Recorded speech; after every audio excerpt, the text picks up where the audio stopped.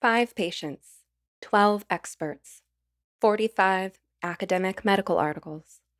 A tidal wave of regret is heading our way. Is our society equipped to face the harms of so called gender affirming care and to reckon with what the medical establishment has done to detransitioners? Learn what these brave souls have been through and how you can help. Watch our film, No Way Back: The Reality of Gender Affirming Care. Formerly known as Affirmation Generation, we are proud to announce we have been picked up by a global distributor. The tide is turning. Visit our website at nowaybackfilm.com. There's this idea in the community that if something doesn't come naturally, then it's manipulative. Oh, well, if that's not how I feel, then that's being manipulative. Well, how we do things repetitively might feel the most natural, right? Like our instinctive response is going to feel natural. That doesn't actually mean that that behavior pattern is in line with what we consciously want for ourselves. So often, what we need to do instead of what comes naturally is something that does not come naturally, which I can understand people want to see that as manipulative. It could be positively manipulative in that we're actually doing something on purpose to set off a chain reaction that is actually in line with what we want.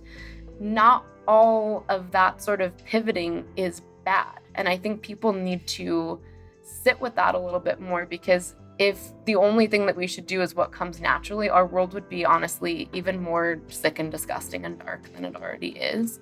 People need to learn how to be dynamic and oppose what their brain and body naturally wants to do, because that provides a whole new data set of information and world that we can live in. You must be some kind of therapist. I am some kind of therapist, and I'm about to take you on a journey through the inner wilderness.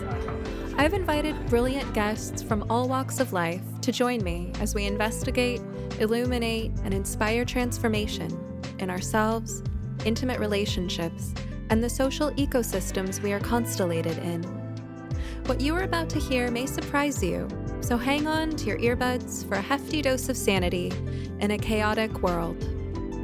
I am Stephanie Wynn, a licensed marriage and family therapist, branching out and building bridges between psychology and everything else under the sun. It's my honor to have you along for the ride. Let's get started. Today I'm interviewing Bizzie Gold. She is a behavior strategist and founder of The Break Method. She wrote a book called The Self-Study, which is available at theselfstudy.com. She's also the host of the Modern Good podcast, where she recently had me on an episode called A Captured Profession. So today we're going to learn about the break method and some of its many applications. Listeners of this podcast, many listeners are in the mental health field or were at one point or were thinking about it, but many of us are kind of facing this crossroads the mental health profession is at. So anyone who listens to my podcast for gender critical content, which has got to be at least half my listeners at this point, knows that one of my criticisms of the mental health industry is that we've entertained notions that are absurd and harmful, and it's been a huge discredit to the profession. And so there's kind of this question, I think, on a lot of people's minds of, is therapy dead? Can it be revived? What can we keep moving forward? And what are the virtues and pitfalls of maybe alternatives to therapy, therapy adjacent practices, things like coaching or wellness related practices? Bizzie brings something really unique to this conversation because she is not a licensed therapist. She hasn't gotten a master's degree in counseling psychology like myself and many of our listeners. However, she has really honed this system called the break method, and it is actually an NASW accredited therapeutic modality, meaning that as a non-therapist, she has invented an approach to doing therapeutic work that has been recognized by the National Association of Social Workers. So many of us, hearing this for the first time might be thinking, how is that even possible? How can a non-therapist do that? But I think Bizzie's brilliance will kind of attest to the fact that as you listen to these ideas, there is so much value, and there's going to be kind of a resonance with these ideas. Like, of course, that makes sense for helping people heal. Bizzie is one of these kind of brilliantly analytical, logical, deep thinking, research-minded people. So we'll get into some of the science behind the break method and the theory, the philosophy, and all of that today, and hopefully give listeners some new ideas about ways to disrupt the mental health industry, alternatives to therapy, therapy adjacent practices, and hopefully things that have a lot of practical value as well, because I know that's where Busy's Minds is at. So, Bizzie, welcome. Good to see you again. Yeah, great to see you too. Thank you for having me on the show, and thank you for that amazing intro. I appreciate it. All right, so without further ado, what is the break method? The break method is a logic based process that allows people to understand the brain pattern that was created during childhood and how that distorts their current perception of reality and dictates certain behavior sets, communication styles, personality expressions that inevitably create some sort of disharmony, chaos, or sabotage pattern in their lives. And we help them rewire it. We do this in a variety of different formats. Primarily, this is done in an online format, takes somewhere between 16 and 20 weeks, and it has a series of very specific call structures that help extract data that we then use to assimilate patterns and create rewiring strategy. So, if what's a situation where someone would want to work with you or try the break method? We see people with all types of presenting issues. My youngest client, for example, is 8. My oldest client is 72. We have people that come to us that are having marital issues, relationship conflict. I work with another organization that's one of the top sales organizations in the country. And I do break method with every person on their team so that we can establish what's happening in their team dynamics and how people's individual patterns are impacting the organization as a whole. So the application would be the same for a child as it would for an organization like this sales company. We also work with people that have eating disorder, addiction. I work with self harm, and I'm also on the board of Self Injury Recovery Anonymous. Um, the practice can be, like I said, applied to everything. And I think as we dig deeper in some of the questions, people will understand why one set sequence is so effective for all incoming or presenting issues. So there really isn't anything that we don't work with, is probably a better answer.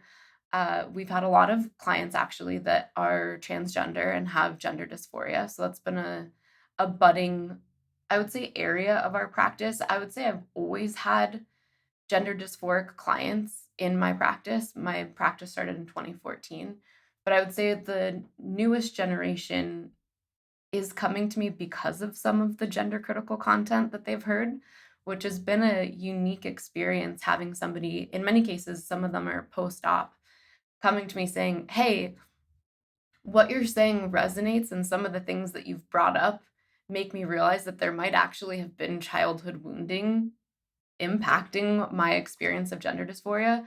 Even though I have no interest in going back and undoing my surgery, I'm wanting to understand what made me this way."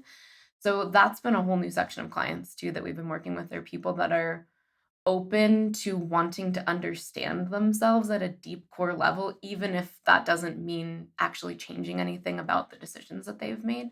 So somehow that population has found me, possibly through some of my work with the Truthful Therapist and possibly with some of my work with Buck, the Tranpa. I don't know if you know the Tranpa, but big fan of the Tranpa.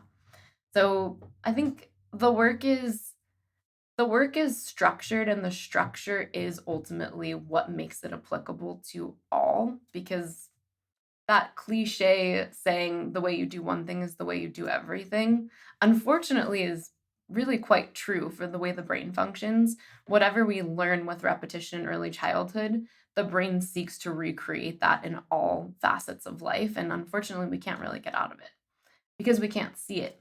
It is us, so to speak, until we learn how to create that separation. The structure sounds like a commitment, and it immediately makes me think about sort of the difference between someone going to a therapist just kind of with the I need talk therapy weekly Mhm. or biweekly versus deciding I'm going to do the break method. When you start off on a course of therapy, you might start with a significant degree of ambivalence about change. And part of the therapeutic process can be processing that ambivalence about change. Because if if you really just if it was as simple as knowing what you needed to do and then doing it, nobody would need therapy, right? Part of the role of a therapist is to help that person sort through the parts of them that want to move forward and also the parts that don't, the parts that are comfortable where they are or that would have to give something up in order to Mm. change. So, therapy can be slow going, it can make room for ambivalence.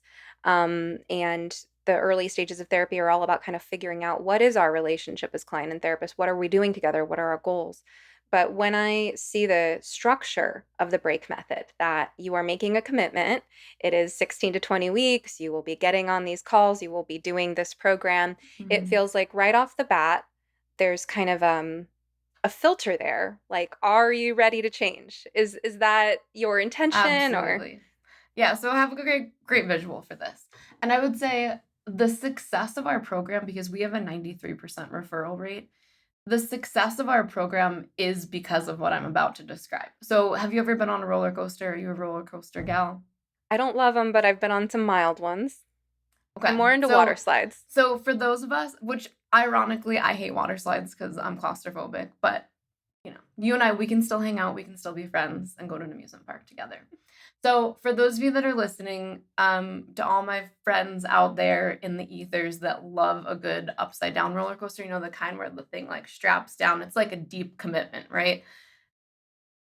Break is like walking up to the roller coaster and knowing that you are petrified, thinking about all the things that could go wrong on the roller coaster and wanting to run away, but knowing that you have a team of people that are getting you to the place of clicking on that harness where there's a point of no return. Because once your harness is clicked on, that roller coaster is taking off. There's nothing you can do about it. Once it's actually clicked, and somebody hits that button, even if you wanted to get off the entire time, you can't. So, what I love about this analogy is that getting onto the roller coaster and allowing that harness to be clicked onto you and actually surrendering, that is the hardest process, right? That is the hardest thing to do because people ultimately fear commitment above and beyond anything else. Once you commit, all of your most deep seated fears can come true, right? Everything can turn on you. If we get ourselves to that place where we're willing to have that harness click down and there's no getting out, the good news is you will finish. You will get to the end. That harness will come off and you will have successfully ridden that roller coaster. What we do with Break Method is we put a lot of intention and energy and support structures into getting people to click that harness on because once the harness is on, you're off. You're going to get it done. Our finish rate is extremely high because of the support structure and knowing that we just have to get them through to a certain point where that harness is clicked on.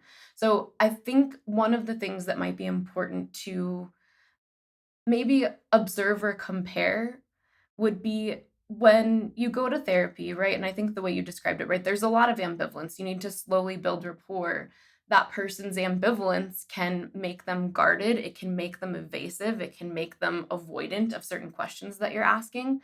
So in essence, that makes therapy like a meandering stream, right? It's not a rushing river, it is a meandering stream. Sometimes you get sections that have a little bit more flow. Other times it dries up and you're wondering if the client's going to stop coming and then maybe the flow turns back on. Break method forces the client, obviously the client is on board and they're very clear on what they're committing to. They're clear that it is a roller coaster, right? There's no gray area about what they're about to embark on, but it is a raging river of rapids for 16 to 20 weeks. And there is every bit of attention paid to making sure nobody gets off the ride until they got what they came for. I always tell people when they're on the rapids, I don't like to be bad at my job. I don't like to be wrong about things. So I've put in every single structure and checkpoint possible to make sure that once you're on this raging river, it's the last time you're going to have to get on it so that when you get off, you actually fundamentally understand who you are, why you do what you do, why certain behaviors that ultimately lead to your destruction feel so justified in the moment. Because most of us, we feel so justified with our bad behavior. And there's a way that our brain has weaponized a system of language to make us fall into this trap repeatedly. So to go back to this comparison, right? Meandering stream versus rapid raging river, when we're on the meandering stream, the client is able to delay the process. They're able to be evasive and stop the process. Sometimes you might have sessions that for 2 to 3 weeks are not productive. When I work with clients, because I've worked in therapeutic residential programs before, and the parents will come to me and be like, I don't understand. Why is my kid getting results with you so fast and they're not getting results at the therapeutic program? Part of it is the structure. There's no way for them to get out of it. They can't experience discomfort and avoid. They can't circumvent. They have to face, and they have to face a set structure. I like to describe this to clients coming in as a rat in a maze. Unfortunately, there's no other way to describe it. When you commit to going through the process of break method, you're willingly committing yourself to being a rat in a maze where we change out different stimuli so that you can actually learn to observe how your brain pattern is creating essentially faulty or disruptive systems in your life. But you have to essentially be stimulated in these different ways for you to be able to map it. If that client is able to just decide their path, their brain is likely going to avoid all of the things that ultimately hold the keys to their healing.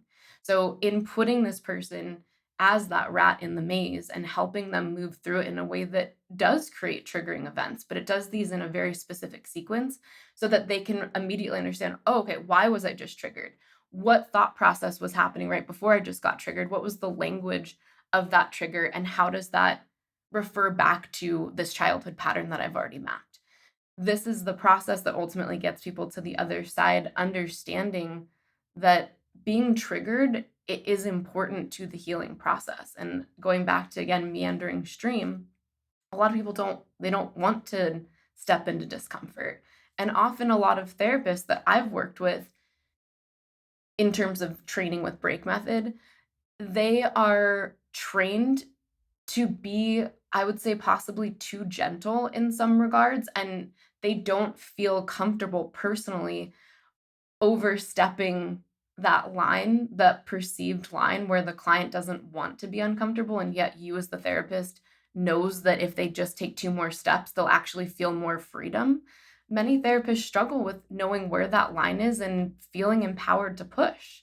And I think some of that is maybe what you referenced when you first started off, is that the way the therapy profession is gone, especially with insurance claims and cancel culture and people threatening licensure and all those things, it was already hard to know where the line is. How do you know where the line is now? Because now every person is potentially a threat or a risk to your licensure. I'm sure that some of that's been talked about on your show. Has that been talked about? Oh, yeah. And the way I see it is that therapists work so hard to get to the point where we are able to sustain ourselves financially, you know? Hmm. We go to for a master's degree and then postgraduate internship hours and all these hoops and exams and everything to get our license, and then the idea that that could be taken away from us just because of one very emotionally dysregulated client basically having, I mean, to put it a certain way, there's always a potential that one very emotionally dysregulated client could distort what happens in therapy the same way they Hmm. distort everything else that happens in their life, and that that would be weaponized against us, you know, that we could basically walk into a trap. And I think so many therapists live in fear of that, and that fear can be so paralyzing and it prevents them from taking risks. What I hear you talking about is being bold. It is sort of this direct, rapid, intensive intervention strategy, and to take your metaphors and put them in my metaphoric language, I like to talk about blocking the exits.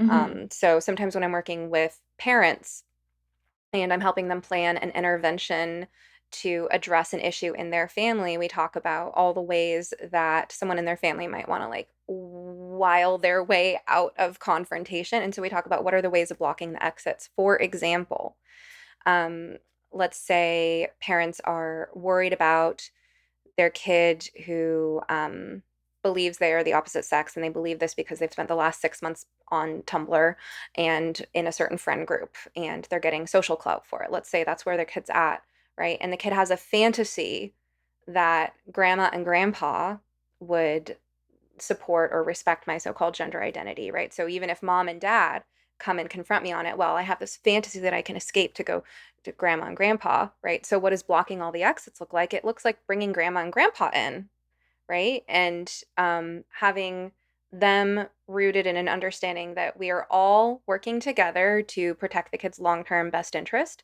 Teenagers have a habit of getting into reckless circumstances because they're driven by impulsivity and the need for social approval, and their long term planning and executive functioning capacities are years from being fully developed.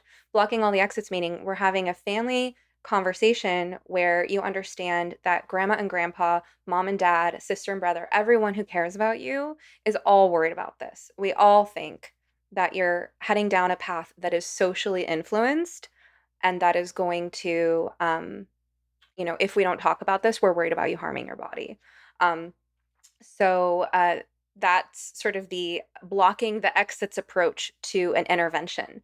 And it's one of those things that people are afraid to do because it's confrontational and because they're afraid of the kind of short-term reaction, right? When you are bursting someone's bubble and their sort of escapist illusion fantasy that, well, this other person agrees with me, or if I just avoid this, or if I just do that, then I can have this, and then I can kind of maintain this fantasy, rather than confronting that I am headed down the wrong path, right? And ultimately, it's going to work better for me in the short term to confront reality now rather than later. So, another resource that's common for parents who are worried about their kids is this book, Hold On to Your Kids by Gordon Neufeld, I believe, and Gabor Mate. And they talk about the concept of futility, right? That there are moments in parenting where your kid has to come up against a boundary that they understand is immovable, right? So it's not that if I just ask for ice cream or video games one more time, then I'll get it. I'm going to wear mom or dad down. It's not that. It's no, that is a wall. And no matter how much I kick or scream, that's not going to get me what I want, right? So you have to have that moment of futility. You have to have many moments of that in parenting for a kid to really understand where the limits are and then accept and adjust. And so I think there's kind of this blocking the exits, this futility that is a really bold move to do to someone else. If you are parenting, if you are in the role of therapist, which can sometimes have elements of parenting, I think many people, whether as parents or therapists or in any role of responsibility towards others, it's like, well, who am I to tell them something is impossible or off limits? Or who am I to say, no, you really need to face your demons right now? We're having an intervention. Um, and yet at the same time, leaving any wiggle room when someone you care about or someone you're responsible for is heading down a dangerous path, leaving any wiggle room can just kind of prolong the suffering as well as some of the illusion. Whereas when we accept that there are hard limits, hard limits to any kind of the extent to which we can get away with anything self-destructive or anything where we're sort of under some kind of illusion, then that does speed up the process, but it gets worse before it gets better. And I think a lot of people are afraid to go through the tantrum, the storm, the meltdown, the hitting rock bottom. So it And I sounds like think that's that's one of the things that, because it is a set sequence, we know where those bumps and bruises are going to happen, and we know exactly how to support the client through each of these different phases. And I would say the break method is another analogy, could be like it's an emotional Spartan race, right? You know that the Spartan race is going to be very challenging, but there's a start point and an end point. And to compare and contrast again with kind of the traditional talk therapy model, oftentimes there isn't a known end point, right? It's done when we get to where we need to go. And in some cases, the client doesn't want to let go. In other cases, I've seen the therapist not wanting to let go. So there is no finality to it. There's no set period of time. I've found that prepping somebody to be able to sustain a sprint for 16 weeks, yes, it's going to be hard. Yes, there are going to be moments that you're going to hate me. I tell people multiple times, when I used to do this work in person, I'll never forget, this was the first time it happened. I watched somebody actually finally write down the truth that I have known for 2 months. And as soon as they did it, they looked at me and they crumpled up their paper and they're like, "Go after yourself." And they threw up my paper, I threw the paper in my face, ran out, and I was like, "They'll be back." I looked over, I was like, "That's okay." They just had to confront something that was really hard for them to confront. I'm proud of them for doing it. If I had to take an FU, it's totally fine with me. A couple minutes later, they came in, they're like, sorry. Just, I felt really exposed. I'm like, that's okay. And anger is your protective emotion. Let's get back to it. So I'm used to having moments of being the bad guy, and everyone knows that that is not only acceptable, it's expected. Every client we know is going to have certain moments where they're going to be kicking and screaming. But the idea here is that from day one, they know we run after you. I was sitting in a gigantic auditorium once when I was leading a group through an intensive, and I started to notice this girl in the back row. She was just kind of fidgeting. Everyone else was really engaged, and I could tell she was checking her watch, fidgeting around her bag. And I just kept looking at her. I was like, "This girl, she's gonna leave. She's gonna run." And I was, of course, standing at the front in heels, and I was like, "Excuse me, so and so, what's your name?" She's like, said her name, and she looked at me and I was like, "Just hold on one second." And I kicked off my stiletto heels and she just kind of looked at me like, "Uh-oh." And I was like, "Yeah, you look like you're gonna run. So are you gonna run? Because I'm just gonna take my shoes off because I will chase you into the parking lot." And she started cracking up and she was like, "How did you know I was gonna run?" I was like, I could see the fidgeting. I kicked off my stilettos. I'm a really fast sprinter. Like, good luck. I will chase you out into the parking lot. She was cracking up laughing and she stayed the whole time and had a major breakthrough. And now that person works for me and it's 6 years later. So there are these moments where if I had just let her fidget and do her thing and leave, literally the whole course of that person's life would have been different, from 5 years ago to today. So I think we build into this model of break method, knowing that people are going to try to self sabotage. They are going to try to run away, especially when they're right on that edge of breakthrough. People do want to run away. They want to hide. They want to make you the bad guy. I think it's critical that we support people and not just empower them, but like excite them to go into experiences like this. These things build emotional resiliency. And people always say when they get to the end of the break, that was the hardest thing I ever did. And I feel so excited. I feel like I just graduated college with a degree because you have to dig so deep. And there are going to be moments when you don't want to get up and you don't want to keep going. But because we have that support structure in place, people do get to the finish line. And you brought up something that I think is important, that in client sessions, a client can easily become emotionally dysregulated and spin a story or a version of what just took place that's ultimately not even close to objective reality. All sessions in break method are recorded like this on Zoom. And I'll tell you why that's so important. I would say out of every 10 clients, perhaps, maybe 7 of them, I'll have to actually ask them at the end of the session, "Hey, I'm going to shoot you this recording. I want you to take a few minutes. I want you to think about a couple things. Then I want you to go back and watch minutes 3 to minutes 7. And then let's set up another call and I want you to tell me your thoughts after you observe that." People have no idea how they're even coming across. So that story, right, through being emotionally dysregulated that they come up with in their head that they would go tell to somebody else, they now have to go back and watch the session and watch that reality come crashing down. We call it reality vertigo in my practice, where all of a sudden you realize that what your brain has been making you believe actually is not at all in line with objective reality. And you have to face that possibly many other instances in your life are much the same. It's a tough moment to go through, which is why we call it reality vertigo. It kind of makes you feel like you're on a bad acid trip.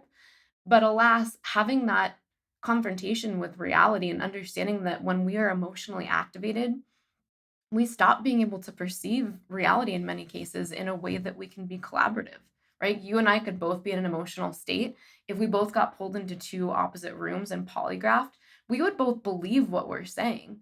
But that doesn't mean that it's actually objectively true. And I think for a lot of people going through break, this confrontation of like, wow, I mean, I thought that that was true and I'm not lying. And then that can still ultimately not be in line with objective reality. It's a tough pill for some people to swallow. And I would say in today's society, we're moving even further away from that than we already have been. How are you sleeping? Sleep is a foundation of mental and physical health, equally important to nutrition and exercise, yet it's often the first thing to go during times of stress. Good sleep can help alleviate depression and anxiety symptoms, maintain a healthy weight and metabolism, protect your heart, and even reduce the risk of Alzheimer's. Yet still, a third of Americans struggle with sleep, and temperature is one of the main reasons. Before I got an 8 sleep, I was already an expert in sleep hygiene and practiced what I preached to my clients. But I would still wake up overheated in the middle of the night and unable to fall back asleep for 1 or 2 hours. Adjusting the air temperature and blankets was not enough. The mattress itself was keeping me hot. But now, I'm sleeping soundly through the night and waking up refreshed thanks to my 8 Sleep Pod Pro cover. The Pod Pro cover by 8 Sleep is the most advanced solution on the market for thermoregulation. It pairs dynamic cooling and heating with biometric tracking. The cover can adjust the temperature on each side of the bed individually for you and your partner based on your sleep stages, biometrics, and bedroom temperature, reacting intelligently to create the optimal sleeping environment. If you'd like to be more patient with your children, more emotionally stable with your partner, a fitter athlete, or more efficient at work, take it from me, a mental health professional. Improving your sleep is one of the best investments you can possibly make in your overall well-being and the lives of everyone you touch.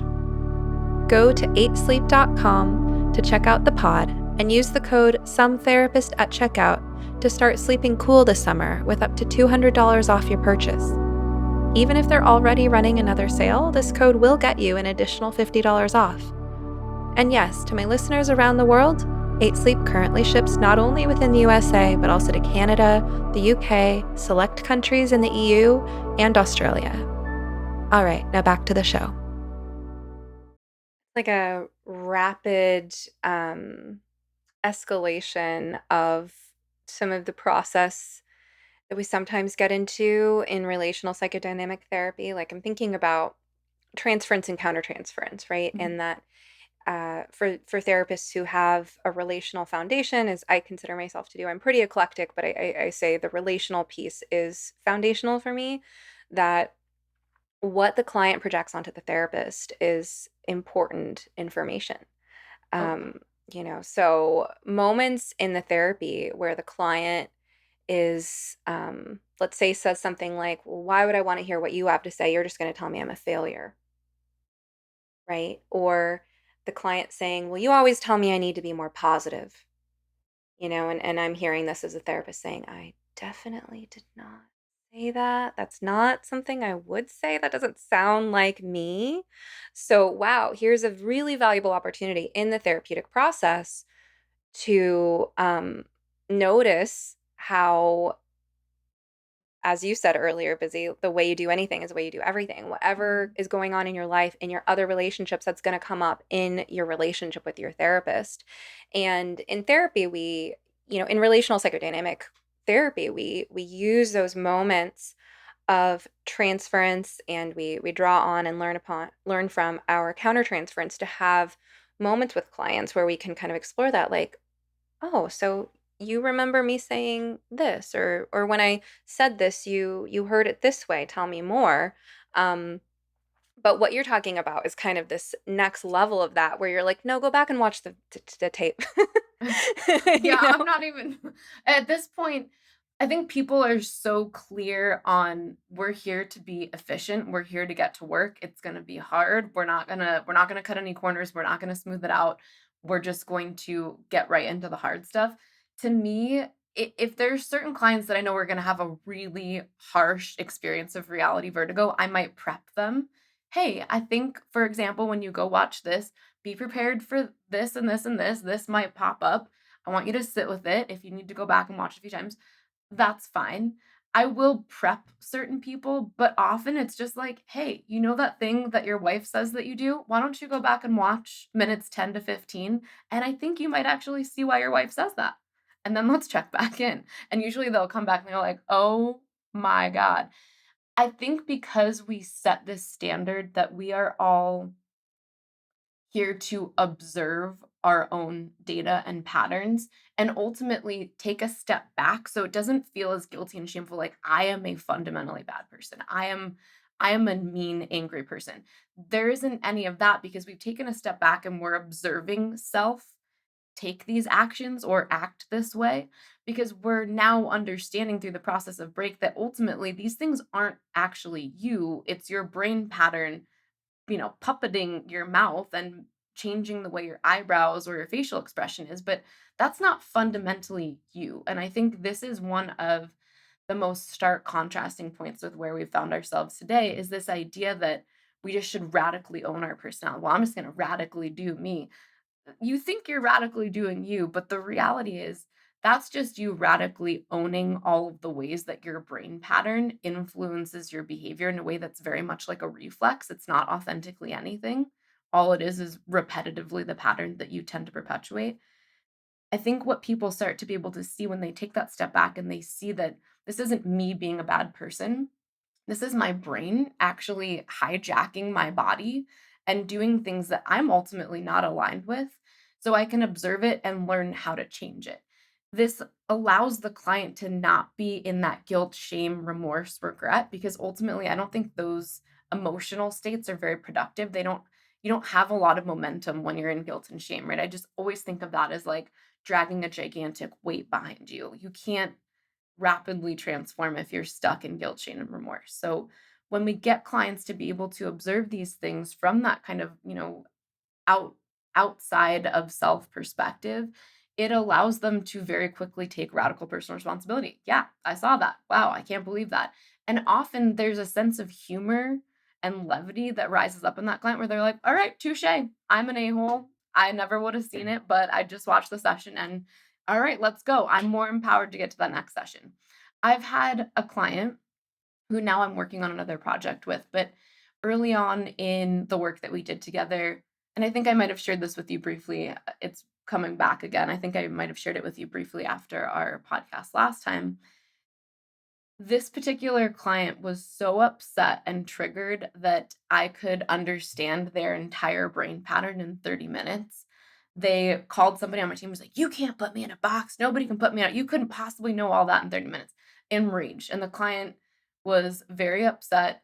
His support staff member called me. I was on a chairlift up skiing with my kids. She's like, what do I do? What do I do? I'm panicking. He sounds so mad. And I was like, go back to my notes and show him exactly where he is in his cycle that I already mapped for him and show him what's actually going on. Do not back down for a second. She's like, but he's so mad. I was like, I don't care. Don't back down. And if you feel like you can't hold that line, put me on the phone. She didn't back down.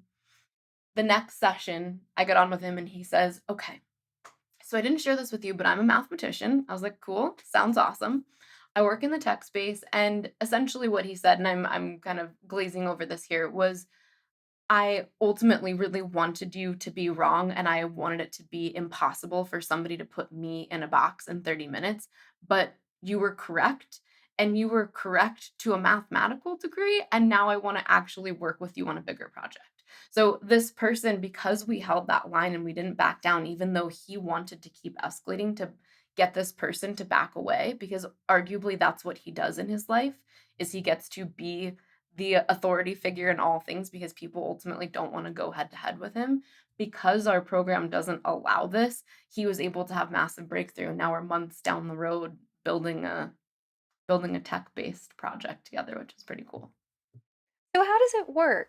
We kind of like we dove into the middle of it, right? But so someone is drawn to your break method, and you talk about making the decision to do break method as making the decision to get on a roller coaster. There's a moment where you're strapped in and you can't go anywhere. And again, Yes. my lingo, all the exits are blocked. Yes, exits So blocked. so a person makes this commitment, and what are the steps? So once a client is committed to the process, we have 4 different modules that they move through. The first one is mapping. We want to actually understand what the series of inputs from childhood are that created a certain set of outputs. So the first period is all based in data extraction. So again, to contrast to more the traditional talk therapy model where meandering stream, we're allowing information or narrative to come forward as it's comfortable or as the therapist guides. There's a very specific sequence by which we extract data from the client's mainframe of their brain, right? Everything that we look at is essentially using this analogy of the brain pattern functioning like a virus on the mainframe of your brain. We know that the body and brain experiences all types of stimuli in its environment and encodes that to memory that we can be using or accessing from conscious thought, but also certainly from subconscious. And I know in your field, you would refer to that in many ways more as unconscious. So that memory and information is stored, and we help clients go through a very specific process of uncovering the data or uncovering the memory inputs in a way that takes out the ability to narratively experience them. And it also takes out the ability for the client to understand what's being extracted until it's already out. So, in many cases, when a client looks at some of their exercises, they don't understand cognitively why something's being asked or what's being utilized until it's all out on the page. And then we teach them how to look at the information that was extracted. So in many ways, we'll have clients look at us and be like, oh my God, I can't believe I was that honest. I've never said that before. I didn't know that. And now that I'm looking at it, that's absolutely true. But I wouldn't have ever put those things together because we can't block the information flow. A lot of times when we're in storytelling mode, our brain can actually be in self-deception or evasive or avoidant, even without our awareness of it. So we don't realize that our brain is trying to get around a certain high target piece of information, but we do in break. So we have a process of being able to extract that information in a way that the client can't block, they can't move around it, but they still then on the next step learn how to understand it. So once that information is extracted, then we go through pattern assimilation. So the first process is that kind of discovery and mapping, and then the next process is all pattern assimilation, understanding how the pattern has created tentacles out into their communication style, into even their sexual behaviors, into their fantasy life, into communication style, personality expression, their relationship with money. We look at every single area and facet of daily life and also big picture, big decision making life. And we make sure that that pattern holds true in each area because we're always making sure that we account for nuance. And a good example of this would be the brain pattern that I have makes me thrive consistently in career. But historically, for the type of pattern that I have, intimate relationships are always the most challenging. So there's a very specific set of reasoning behind these two pieces. But for some brain patterns, there is that dichotomy where it's like, in this way, I'm great, no problems. But that same skill set, right? The way we do one thing is the way we do everything. When I translate that into intimate relationships, it creates a lot of problems. So when we look at these different facets or areas of life, we look for the subtle nuance in how this pattern in this area of life will dictate or make you perceive reality in this way, and it'll create these sets of imbalanced behaviors that need to be corrected. And then when it comes to money, this is how this pattern creates a flow of destruction. So we make sure that we look at every area of life so that when we're creating rewiring strategy, we're not leaving any areas open, because I find a lot of practices or therapists that will come to us to get trained, they tend to stick in certain areas and won't, for example, really dig into people's existential belief systems or spiritual belief systems, right? Like that tends to be kind of off the table. That might be too personal. Or maybe that doesn't really have any, they believe that that might not have anything to do with anything. Or maybe people really don't feel comfortable talking about how people's sexual fantasies or intrusive thoughts tie back to this pattern. We, again, similar to the roller coaster analogy where it's like once you're clicked in, we're just doing it. We don't leave any of those stones turned down. We flip them all, because if you leave one area without being rewired or understood, that one area is enough to kick back up the whole pattern. So everything that we do is about sustainable rewiring. And because of that, we can't just leave an area alone that makes that client feel uncomfortable. So we do go into all these areas, from sexual fantasy and intrusive thoughts to eating behaviors. We even go into people's relationship and understanding about the death process, because I found that for a lot of people that is intimately involved in their anxiety patterns. So we can't really fully address that person's anxiety presentation without understanding fundamentally what it is that you actually believe about the process of death. And for a lot of people, they're like, I don't like thinking about it. It's like, I don't like thinking about it either. Alas, we still have to do this if you want to get free. So when we go through that process, that kind of third step of the process, we're really looking at how this pattern really has tentacles out to all different facets of your life. And then the last phase of the cycle is applying rewiring strategy through pattern opposition to each of those different areas. So by that point, we would have had all thought processes, language, behavior patterns all mapped, and we understand where each one's presenting, how they're all presenting within a timeline, because the timeline piece is very important. People often will experience something that they might just call overwhelm, right? They're like, I'm just overwhelmed. Well, what is overwhelm? Overwhelm is really multiple different experiences that your brain is just kind of all putting into a junk drawer and just labeling it as one thing. But to me, overwhelm is kind of a waste of a word. All it makes us understand is that there's more work to understand and discern what's ultimately happening along the timeline. So we do a very specific process of making sure that we are sorting through that junk drawer, right? I'm sure everyone, that grew up in the 70s, 80s, 90s, every one of our parents had a junk drawer. Did your parents have a junk drawer? Mm-hmm. Right? There's like overwhelmed junk drawer. screwdrivers. That's a good analogy. Yep. Right? Like, who knows what's in there's like random dominoes, a battery, screwdrivers. I'm trying to think of what like a random tampon. I'm sure there's a bunch of random stuff in people's Push junk pins drawer. and rubber bands. Push pins, things that when you go rifling through it, you hurt yourself. I don't know, maybe there's a razor blade in there from somebody trying to, clean the glass on the windows. That junk drawer is it's a high value target for us because the brain wants to avoid that at all costs. And whenever something's uncomfortable or we're too close to having that really deep emotional experience, a lot of us just keep throwing stuff in the junk drawer and that thing just piles up. And whenever we experience it, maybe we'll label it anxiety, maybe we'll call it overwhelm, maybe we'll call it depression. We have to be able to, through a very process-oriented way, sort through the junk drawer. And most people's brains, when they're still operating in pattern, they won't do that. That is the roller coaster. They don't want to open the drawer. They don't want to look through it. They don't want to go through the process of sorting things out and figuring out what has to get thrown away, because a lot of that stuff, it's got to go. It's not supposed to be there, right? It's there because we're nostalgic or because it's tied to parts of our emotional pattern that we're addicted to running, but ultimately don't need to run anymore because we're not a child. So I think in that process of going through the rewiring, we have to actually look at throughout the timeline of your life, what are these different like tokens and things that you just keep putting in there that you refuse to let go of that are deeply impacting you at a fundamental level. You've just now been taught to radically own them as your personality when they couldn't be further from that fact. So once we get through that phase, they actually begin their rewire period, which is a 30-day period after the completion of the program. So this is that, like, if ever there was a true sprint, that's the true sprint where they have their final strategy document. They know exactly what's expected of them. They know all the traps their brain sets for them. They know how their brain will weaponize language against them, and they know how to meet that language and dismantle it.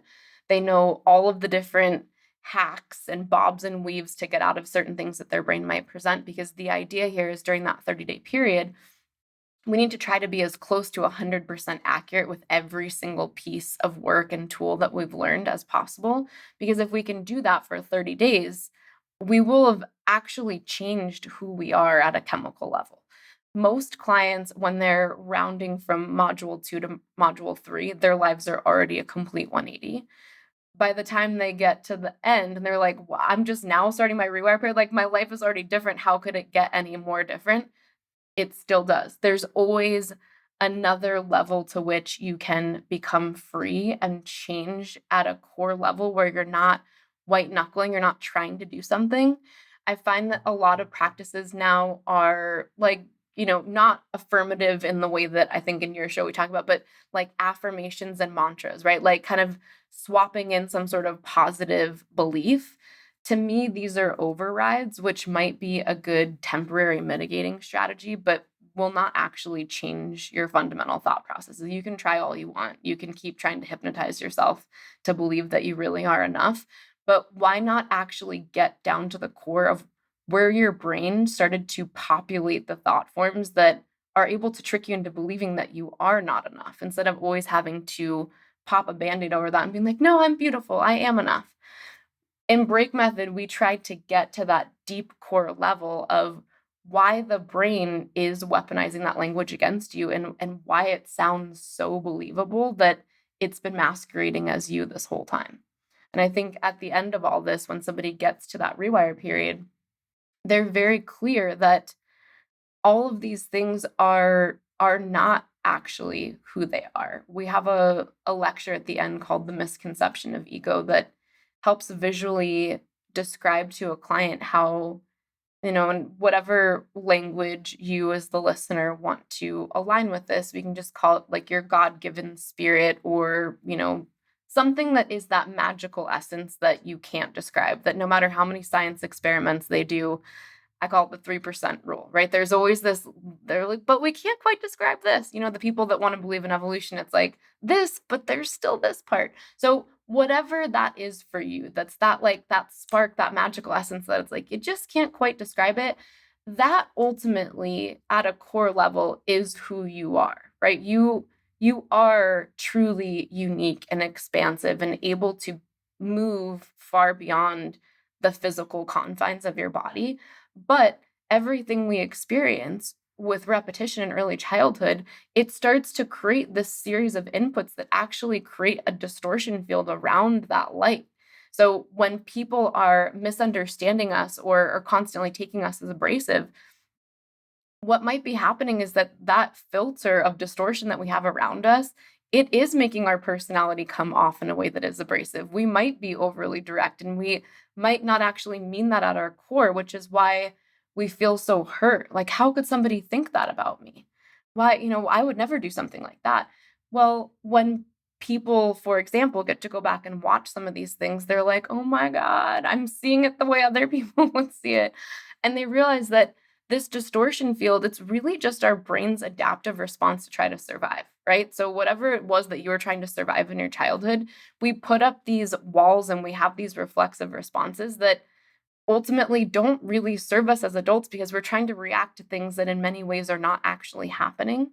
So we're wondering why people are having their feathers ruffled by us, when the reality is this light that we're aware of, they're not seeing it that way. Like, we're trying to emit this bright yellow light, and what people are getting from us is this like poop colored brown. We need to learn how to rewire this distortion field so that people can actually see us for who we are, and that we go back to being dynamic. People have lost the ability to be dynamic. We are just essentially one way. Oh, well, this is just how we do things in my family. Like, I'm just a loud person. Own it, deal with it. Is that true? Or do you just not actually know how to pivot and be dynamic and try other things? And I would say one thing on top of this that might be relevant, because it just keeps coming up, is there's this idea in the community that if something doesn't come naturally, then it's manipulative. Oh, well, if that's not how I feel, then that's being manipulative. Well, how we do things repetitively might feel the most natural, right? Like, our instinctive response is going to feel natural. That doesn't actually mean that that behavior pattern is in line with what we consciously want for ourselves. So often, what we need to do instead of what comes naturally is something that does not come naturally, which I can understand people want to see that as manipulative. It could be positively manipulative in that we're actually doing something on purpose to set off a chain reaction that is actually in line with what we want. Not all of that sort of pivoting is bad. And I think people need to sit with that a little bit more, because if the only thing that we should do is what comes naturally, our world would be honestly even more sick and disgusting and dark than it already is. People need to learn how to be dynamic and oppose what their brain and body naturally wants to do, because that provides a whole new data set of information and world that we can live in. Wow, Bizzie. So many gems there. I'm wondering where to start. One One little mantra was just coming to mind from way back in the day that I did a yoga teacher training in my early 20s. I remember this expression that will make sense to anyone who's into yoga and won't make sense to anyone who's not. It was candy asana leads to truth decay. Um, Meaning, if you just do the poses, the asanas that feel good to you, then you might be losing structural integrity because it could Mm, be that the things that really bring you into balance are the things that are the most uncomfortable, the things that don't come naturally. But there's freedom in recognizing that you are that sovereign soul that is not tied to the ego structure of just doing what you've always done. You talk about sort of emptying the psychological junk drawer, and this also makes me think of habits that people get into with regard to pleasure and pain. So, a lot of people who come to people like you or I for help, they're caught in cycles of pain, and they tend to gravitate towards whatever brings short-term immediate relief. So that could be an unhealthy relationship with food or alcohol or other substances or bad habits, spending too much time on social media, you know.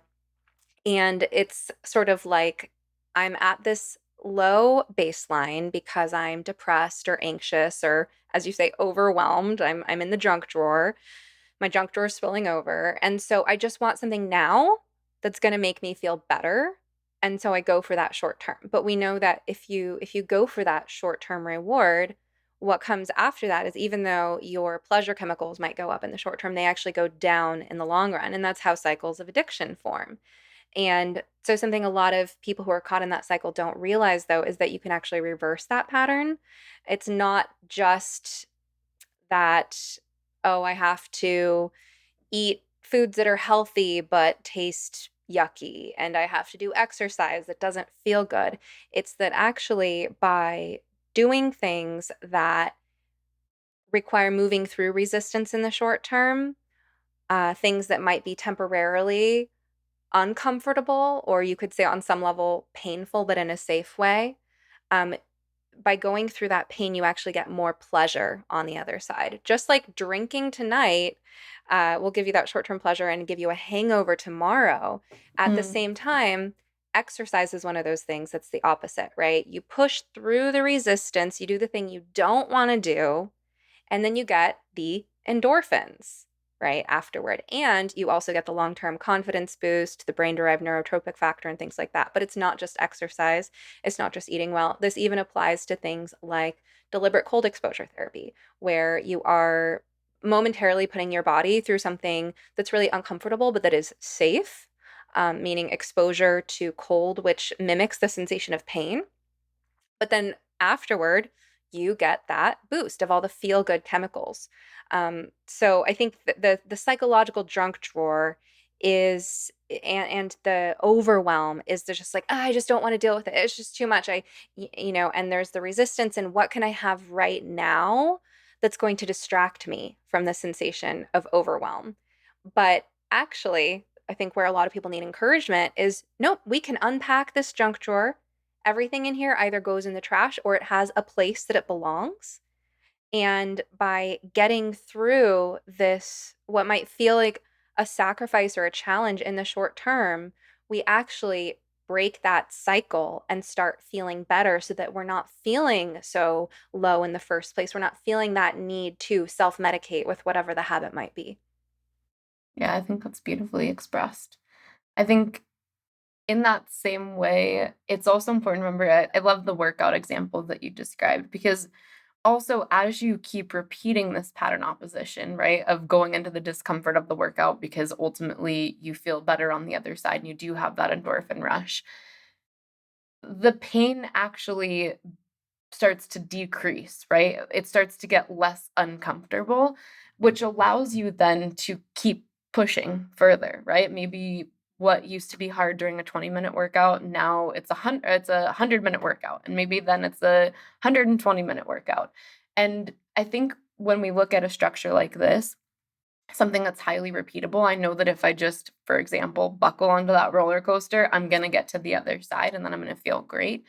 Some of that is certainly what gets people through the process and break, because they do have these incremental moments where they're having these big breakthroughs and they can see the structure that they can repeat that got them to that breakthrough.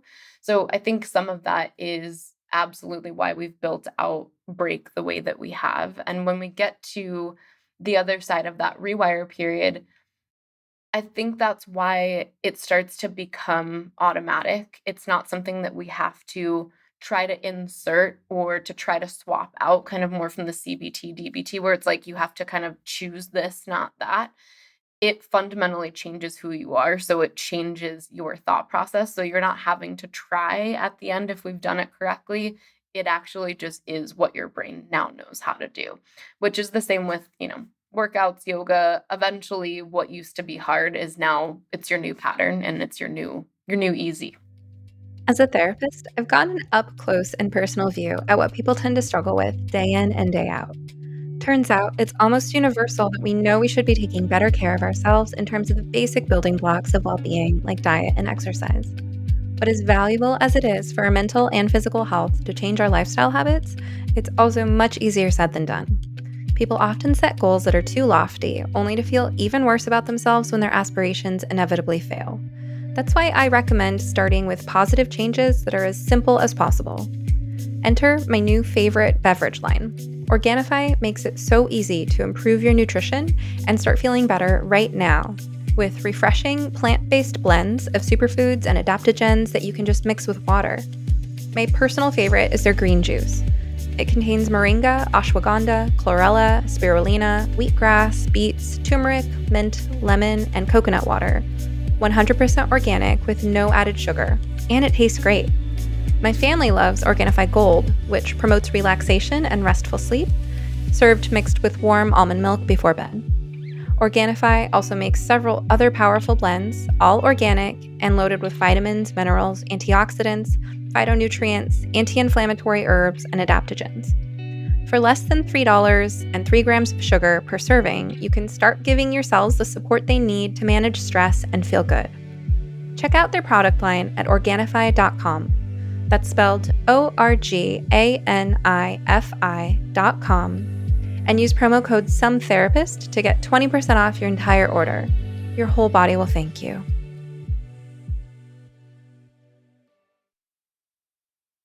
I know you have so many valuable concepts and sort of phrases that you've coined as part of the break method.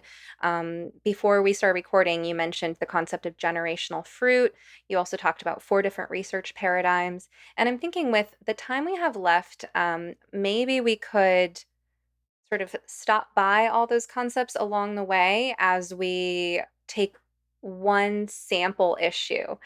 So last time we spoke, you mentioned that one of the things you have used break method for is oppositional defiant disorder, or more broadly, not necessarily, someone doesn't necessarily have to have that clinical diagnosis, especially if they're coming to you rather than going to a therapist. You're not giving a DSM diagnosis, Correct. but let's say a child with oppositional reactive behavior, a child who Mhm. instinctively says up when you say down.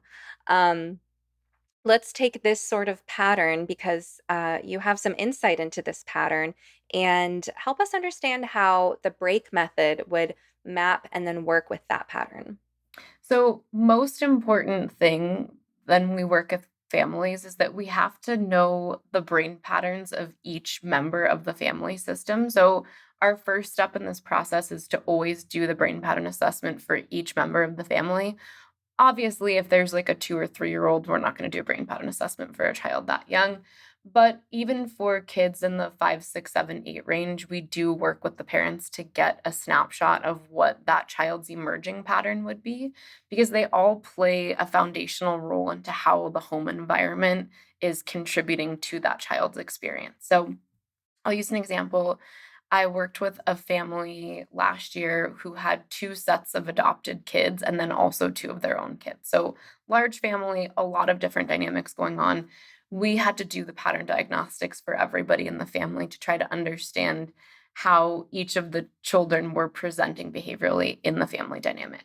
One of the children would have presented in the way that you described, this very oppositional reactive behavior, which is what drove them to come to break method in the first place. When we work with families, we first want to understand how the parent's dynamic is impacting the child.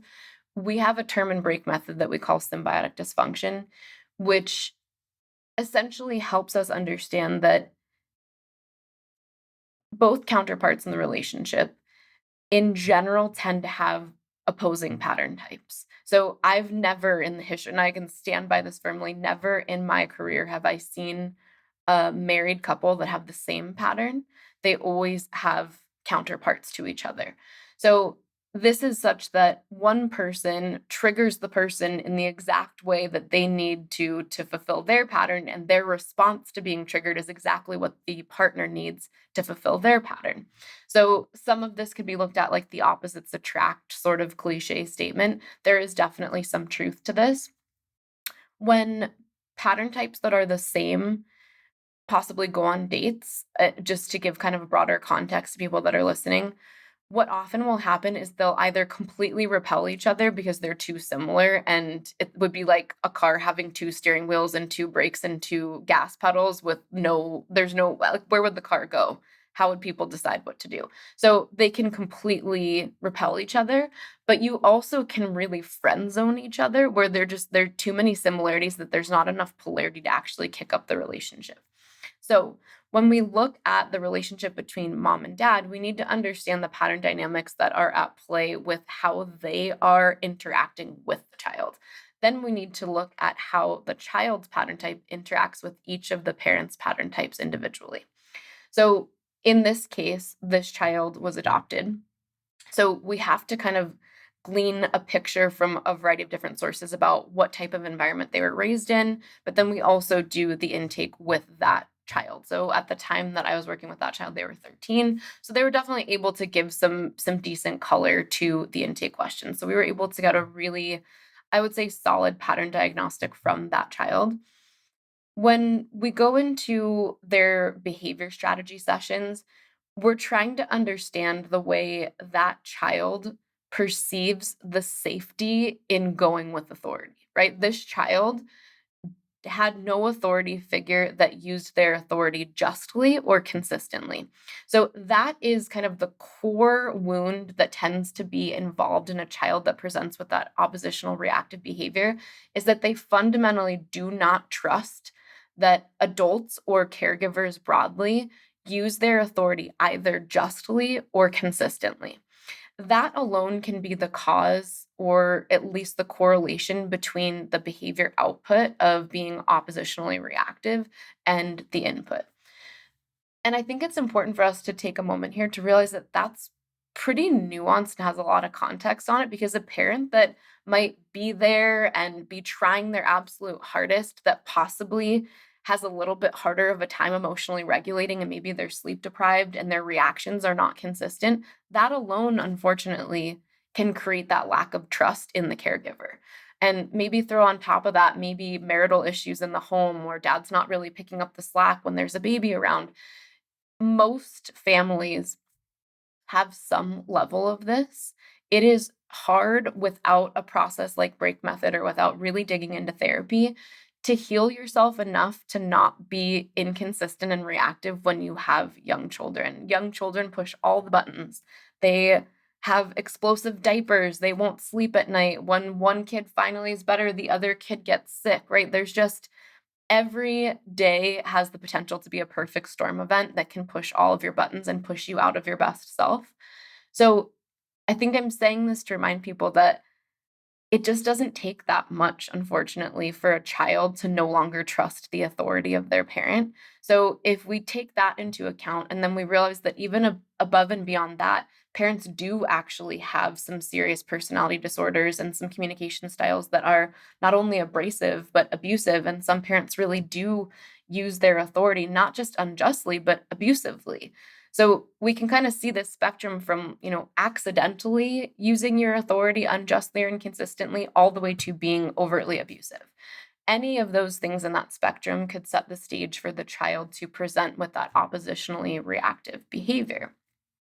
So we need to understand what types of behaviors that child experienced with high levels of repetition. So I know in your field, people talk about ACEs. ACEs are definitely important. And I think the way we approach that idea in break method is that your emotional homeostasis is ultimately created by what you adversely perceive in repetition. So, whatever is perceived as some level of adversity, even though maybe to you that wouldn't seem all that traumatic, but that's all I knew in my life. So, those were the first traumas I experienced. Whatever those things are that happen with some level of repetition end up creating the foundation of that brain pattern. So, an example going back to this idea of it being hard to be a parent, right? In those early years, especially if you have multiple kids, it just doesn't take that much for you to be inconsistent or argumentative or abrasive or use your authority in a way that's not consistent. So if we look at those early age ranges, those are what really truly create that the child's brain pattern. So we want to typically look between the ages of 2 and 5 for what the child experienced that was both repetitive, right? It can't just be one-off events. It has to be something that had some level of repetition, and it had to be something that that child perceived as something adverse. One analogy that I like to use that I think can help people understand this is coming off of a Taoist philosophical term called the poo. Have you heard of this? The PU, poo. So the poo is the uncarved block of wood, right? So this idea is we all start this uncarved block of wood, and life slowly whittles away and makes us take shape, right? So each one of our shapes will become unique and different, but we all kind of came in this block of wood. So when we look at the relationship of this uncarved block of wood and something like ACEs, whatever the child experiences that is something other than love, innocence, and curiosity, the child will perceive adversely. So even if to you it's not that bad, if it's not love and it's not supporting their innocence and supporting their curiosity, it will start to chip away and carve away at that block of wood. So those are the things that we want to make sure we're very clear on for the child and understand what the chips were or what the carvings were at the hands of the parents so that we can start to understand the way that they're now projecting some of that onto these new adoptive parents, right? Because now this child in particular is no longer in that same environment. They're with different parents than they had before. So, an example of this, they moved into a family that was very Christian, um, very much an authoritative parenting household, very consistent, lots of rules. So, a lot of parents that adopt, they're like, oh, well, I'm giving them a great home and now we have money and now they've got rules and support. Of course, like their life is going to be so much better now. Well, bad news for you is their brain is addicted to an environment that is very much in opposition to what you're giving them. So, even though what you're giving them should be better, it's actually some of the most triggering experiences that they can have because they don't know how to function in that environment. So everything is not only brand new, it's in exact opposition to what makes their brain feel safe. So, for example, this parent, when they came to me, everything that they kept doing, they were trying to, but I'm being so consistent. I'm like, well, okay, well, we got to pull back a little bit because what you're doing is not the problem at this point. How they're perceiving reality is what we need to work on first. So once we understand all of that dynamic, we focus on working with everybody separately until the end, and then we build all of their patterns back in and all of their strategy documents together.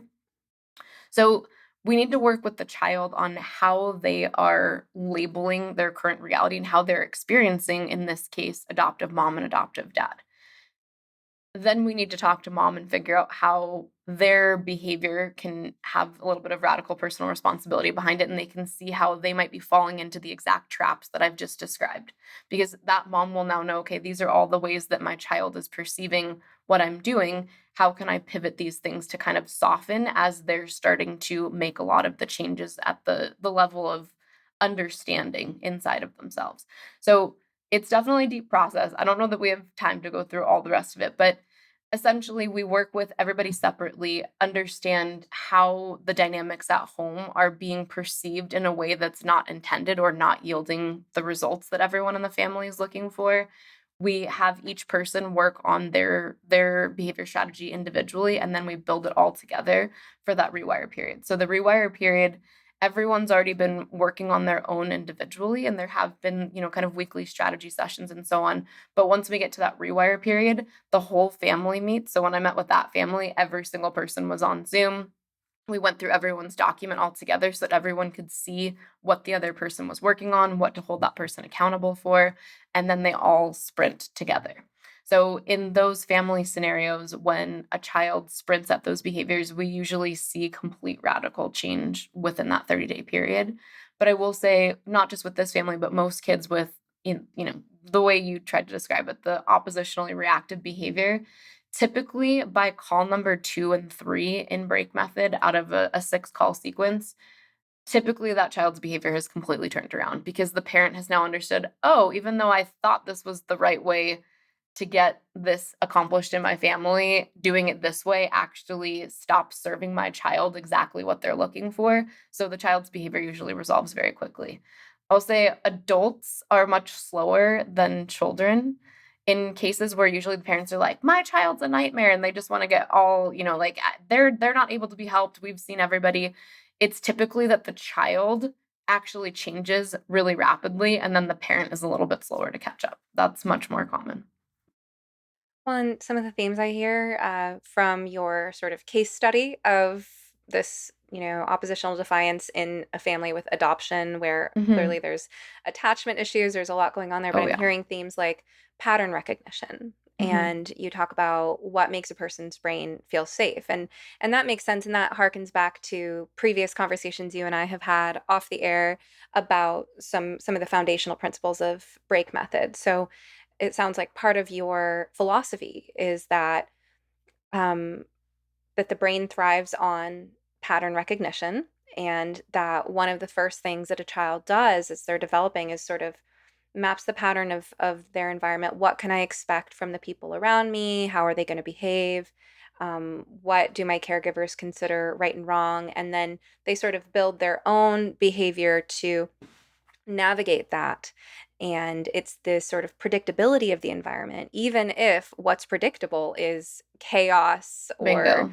yeah, that the predictability itself makes someone feel safe. And I think that, I see this a lot in adult therapy where, let's say, someone who came of age in a high conflict, high drama, or chaotic or unstable environment will unconsciously keep creating more chaos in their lives because that's just kind of the pattern. That's the familiar pattern.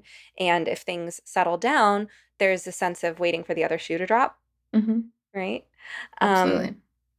So some really great concepts in there. We don't have time to hear all of your kind of brilliant ideas. I know you did mention generational fruit as well as the 4 different research paradigms. Do you have time to explain either of those? Yeah, absolutely. So, and maybe additionally, I'll put up those 2 lectures, and maybe those are 2 things that we could possibly link to because they're 2 specific lectures.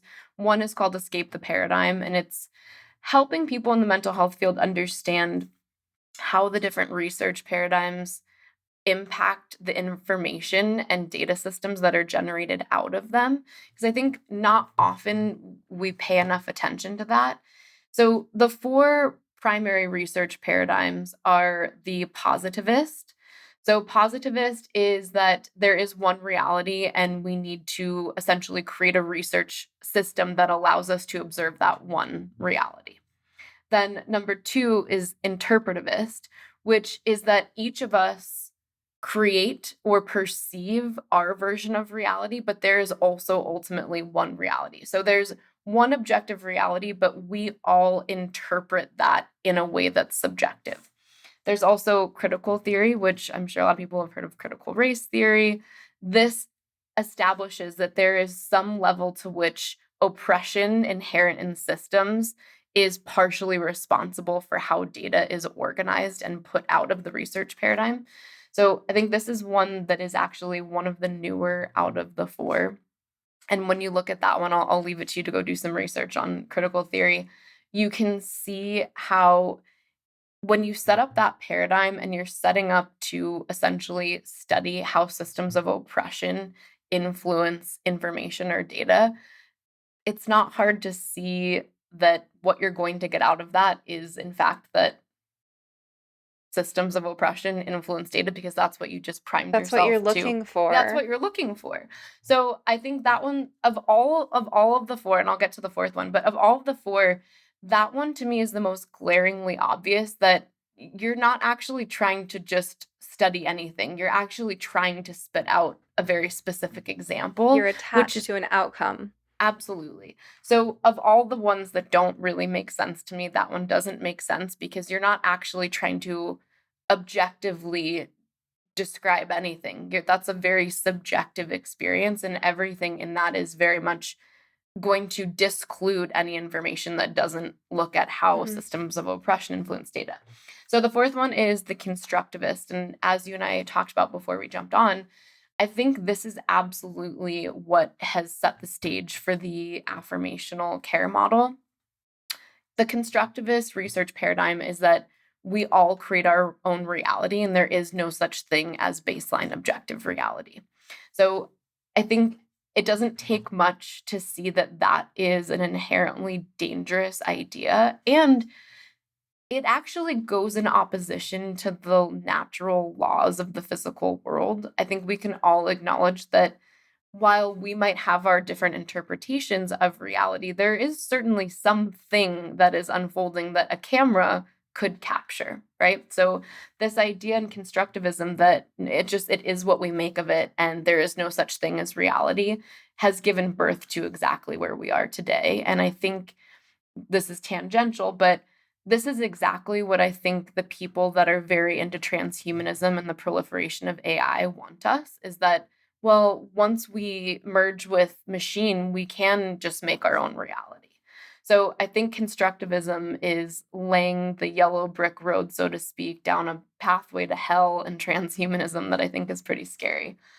I think when we look at how these research paradigms impact our world at a large scale, we have to keep into account that this is what shapes all of our understanding of information in our world, from scientific experiments to psychological experiments to sociology and so forth. Everything in the academic field passes through a filter like this. So when I look at where we've gotten to today, and especially what's happened in academia, you can see that we are passing through things like with like filters. And because of that, we're getting like data sets. And I think my frustration is that it's so obvious that we're missing something, that there's that je ne sais quoi. There's some like missing element that I think a lot of us that are trying to pursue truth above anything else, like above and beyond what we want or what we want to believe or what we've been programmed to believe, when you're really trying to pursue truth and what's best for the human collective, eventually you bump into someone is manipulating data at the most fundamental levels to block us from truly healing. And I think that's where I continue to land at this phase of my career, is less than who is blocking this information. I think what we're seeing is that some of these paradigms are actually what's blocking information, because we're limiting the scope of data, and we're already trying to describe how we're trying to observe it, which is making us fall victim to cognitive entrenchment, or in this case, paradigmatic entrenchment, right? We can't see beyond what we're trying to focus on. And I think for us to take a leap out of where we are now, we have to all recognize that within ourselves and within both the academic and scientific research communities, that if we keep approaching things that way, we are going to stay stuck to some level where we are. And to kind of bring this full circle to what you brought up in the beginning of the show, when we were going through the process of accreditation, the accrediting bodies want to see that what you're doing is already something that's been proven, right? Like, we'll only accept you if you can show us that what you're doing is something that we've already stamped our approval on, right? So essentially, with Break, we had to try to fit all of this bulk of information and like pass it through all these little holes that helped check off boxes, even though that's not the way the information flowed, right? So often in the field, right, information is starting from this paradigm and flowing out. We had to try to take all this aggregate information and try to feed it through these small holes that checked off boxes. I think this brings an important moment for us, which is I understand that people see that there's a need for regulation, right? And oversight. And I absolutely believe this to be true to some degree. But I think how quickly does that turn into gatekeeping and weaponization? And where is that line, right? Where is the line between regulation and oversight and manipulation and control? I'm not here to answer that question, especially at the end of an episode, but I think that's a question that everyone involved in this field needs to ask themselves. And how are we limiting our attempt to heal the human collective and human psyche by our belief around that? Things need to be this regulated, or you have to have this credential, or no, just everything goes. There's some line in the middle, and I think that needs to be personalized for each one of us individually. But there needs to be something, right? I think more people need to be willing to allow creation and creation from all rather than creation from this narrow-minded paradigm, because it's not yielding the results that we need. If it was, we would have a much more healed human collective, and I think what we're seeing is the exact opposite. I think we're seeing a widespread mental health crisis. Wow. Well, thank you for your brilliance, Busy. You have so many gems. I appreciate you sharing all of them. And let's figure out where people can find you. So as we started off with, your method is called the break method. So that's it. What, breakmethod.com? Yeah, you can either go to breakmethod.com or thebreakprogram.com. Either one will get you to where you're going. And if you wanted to check out our 30-day workbook that you can do at home, it's called the Self-Study. So it's just a home study workbook. I would say if break method is 100%, the self-study is about 1%, but it's a 1% that's been really impactful for a lot of people. It's broken into daily micro lessons over 30 days. So if you're looking for something that just allows you to do a small commitment, it's about 20 minutes a day for 30 days. Neat. I think there's a lot of people that are kind of looking for structured but not too intensive Mm. sort of self-help programs, This is journaling. it's a good little point of entry, and we have a lot of therapists use them with clients, and then we have a lot of addiction recovery programs that use them in the recovery program. So Oh, it's that's a great. great way to just start to understand what's in the junk drawer and how it got there, and also why it's still there, and why Mm. your brain doesn't want to sort through it or move it out. So that workbook is at theselfstudy.com. It is. And your podcast again is The Modern Good. You had me on the episode A Captured Profession. Mhm. You're also pretty big on Instagram. That's where I think you and I originally connected. I'm not that big on Instagram. Everyone's like, I thought you'd be way bigger by now. I don't put a lot of energy and intention into it. I find social media to be often quite annoying, but I do try to relate some of the messages and thinking that we have in Break Method through little bite-sized pieces on Reels. I think, you can probably resonate with this. A lot of times my perspective on a certain issue or on a certain even word that's thrown around a lot in the therapy space is very much in opposition to the belief of the day. So I try to do my best to give another voice to some of those things, especially on social media. The whole toxic relationships, narcissistic personality, gaslighting, stonewalling, all of those therapy terms, I think often are getting used by social media influencers to build up their brand or their coaching practice. And I believe they're weaponizing a lot of those words against people, and they're destroying a lot of relationships. So I try to do my best to shed some more objective light on those terms and help people understand not just the behavior presentation, but what the thought process likely is behind that behavior presentation. Because I don't think enough people work on that. It's like they'll call out the behavior that their partner's doing, but they don't actually seek to understand why. So a lot of our work is to help people understand why, so that you can desire to collaborate with them rather than feel hurt by what they're doing. And since you brought that up, I'll just add that there's a minority, a small minority of people who have pathologically disordered character structures, right? Mm-hmm. But then there's a much larger subset of people who are humans that can fall into patterns that look like that sometimes.